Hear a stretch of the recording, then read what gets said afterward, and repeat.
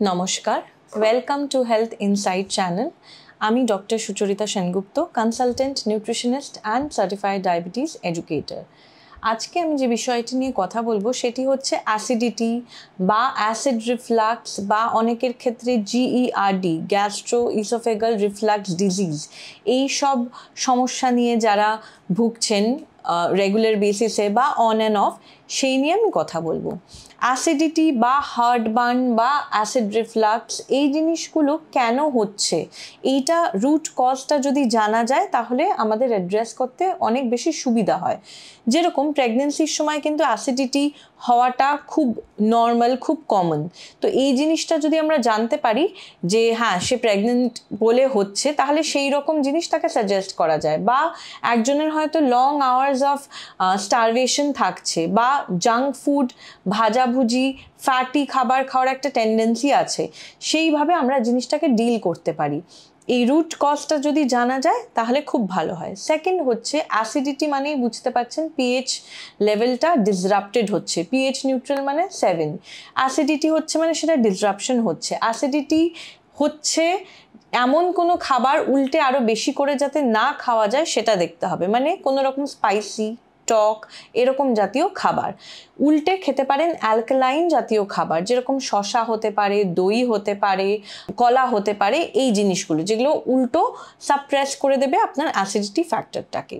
Next হচ্ছে অনেকক্ষণ খালি পেটে না খাওয়া, অনেকেই থাকেন যারা না খেয়ে থাকেন, সে ওয়ার্ক প্রেশারে হোক বা টেন্ডেন্সি হোক, সেইটা একদম করবেন না। কারণ আমাদের শরীরে অনেক রকম জুস বেরোয়, সিক্রিশন হয়, স্টামাক অ্যাসিড যেটা আমরা লেমান ল্যাঙ্গুয়েজ যদি বোঝাই সেটা হয়।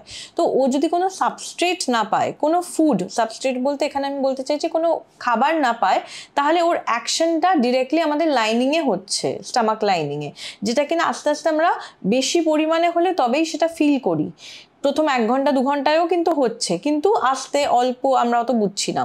4-5 ঘন্টা সে অনেক দিন ধরে এরকম তার লাইফস্টাইল যে এরকম গ্যাপ থাকছে, তখন কিন্তু সেটা অ্যাসিডিটি, অ্যাসিড রিফ্লাক্স, হার্টবার্ন এরকমে গ্যাস্ট্রাইটিস অনেক সিরিয়াস আকারে কিন্তু চলে যেতে পারে। সেই জন্য এই লং আওয়ার্স অফ স্টারভেশনটাকে কাট ডাউন করুন। ছোট ছোট স্ন্যাক্স দিন, আপনাকে লার্জ মিলস কেউ খেতে বলছে না। খুব ইজি টু গো কোনো ফ্লুইডও খেতে পারেন, তাতেও কোনো সমস্যা নেই। নাটস খেতে পারেন যেগুলো খুব হ্যান্ডি, এইরকম জাতীয় খাবার।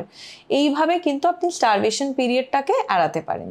সেকেন্ড হচ্ছে প্লেন অ্যান্ড সিম্পল জল। অনেকের টেন্ডেন্সি থাকে কম জল খাওয়ার, অ্যাজ লো অ্যাজ 500 ml, সেইটা করবেন না। জলটাও একটু বেশি পরিমাণে খাওয়ার চেষ্টা করবেন, যাতে অ্যাসিড সিক্রেশনটা বেশি হচ্ছে, জল খেলে সেটা কিন্তু অনেকটাই ডাইলিউটেড হয়ে যাবে, একটু রিলিফও পাবেন।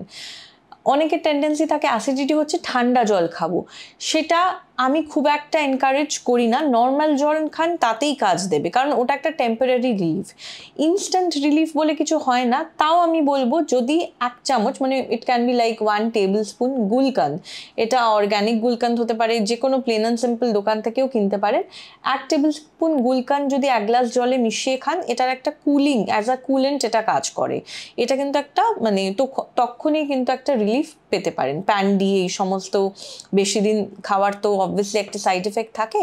তাছাড়া কারুর যদি টেন্ডেন্সি থাকে প্রত্যেক দিন একটা অ্যাসিডিটি, অ্যাসিড রিফ্লাক্সের সমস্যা, তারা কি করতে পারেন, সারা দিনে 2-3 গ্লাস খেপে খেপে সিপ অন করতে পারেন কিছু কিছু ড্রিঙ্কসের উপরে। নাম্বার 1, মৌরি ভেজানো জল, যেটা ওভারঅল বডিটাকে খুব ঠান্ডা রাখে, এই অ্যাসিডিটি থেকেও আপনাকে একটু দূরে রাখবে।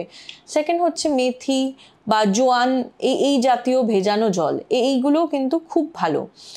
এখন গরম পড়ে গেছে, অ্যাসিডিটি টেন্ডেন্সি অনেকের আরও বেশি, তো মৌরি যদি গুঁড়ো করে রাখতে পারেন, আদারওয়াইজ যদি আপনি ডায়াবেটিক না হন, তালমিশ্রি বা এরকম কিছুও ভিজিয়ে রাখতে পারেন।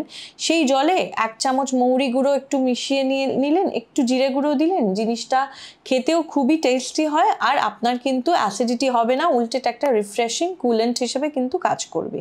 তো এই পয়েন্টগুলো যদি মনে রাখা যায়, প্রিভেনশন করা যায়। আর যদি তাও অ্যাসিডিটি হয়, তাহলে কি করবেন সেটাও বলে দিলাম, তাহলে আমার মনে হয় না কোনো অসুবিধা হবে। তাছাড়া ডেইলি ডায়েটে এমনভাবে রাখবেন বেশি স্পাইসি, বেশি অয়েলি খাবার যাতে না থাকে।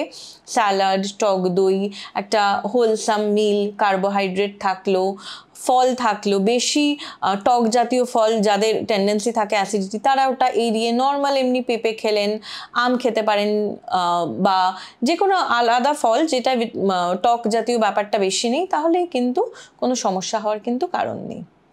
নমস্কার।